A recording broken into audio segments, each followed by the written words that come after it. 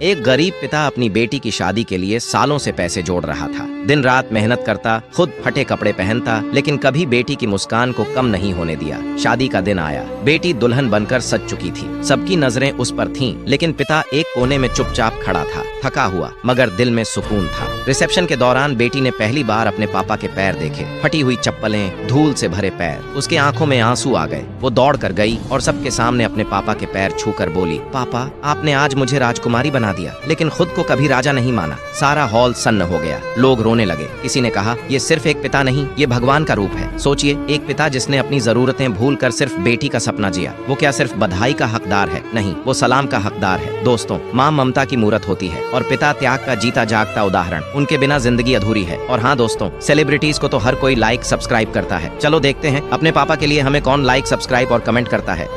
एक गरीब पिता अपनी बेटी की शादी के लिए सालों से पैसे जोड़ रहा था। दिन रात मेहनत करता, खुद फटे कपड़े पहनता, लेकिन कभी बेटी की मुस्कान को कम नहीं होने दिया। शादी का दिन आया, बेटी दुल्हन बनकर सज चुकी थी। सबकी नजरें उस पर थीं, लेकिन पिता एक कोने में चुपचाप खड़ा था, थका हुआ मगर दिल में सुकून था। रिसेप्शन के दौरान बेटी ने पहली बार अपने पापा के पैर देखे, फटी हुई चप्पलें, धूल से भरे पैर। उसके आंखों में आंसू आ गए। वो दौड़ कर गई और सबके सामने अपने पापा के पैर छूकर बोली, पापा, आपने आज मुझे राजकुमारी बना दिया, लेकिन खुद को कभी राजा नहीं माना। सारा हॉल सन्न हो गया, लोग रोने लगे। किसी ने कहा, ये सिर्फ एक पिता नहीं, ये भगवान का रूप है। सोचिए, एक पिता जिसने अपनी जरूरतें भूलकर सिर्फ बेटी का सपना जिया, वो क्या सिर्फ बधाई का हकदार है? नहीं, वो सलाम का हकदार है। दोस्तों, माँ ममता की मूरत होती है और पिता त्याग का जीता जागता उदाहरण। उनके बिना जिंदगी अधूरी है। और हाँ दोस्तों, सेलिब्रिटीज को तो हर कोई लाइक सब्सक्राइब करता है। चलो देखते हैं अपने पापा के लिए हमें कौन लाइक सब्सक्राइब और कमेंट करता है।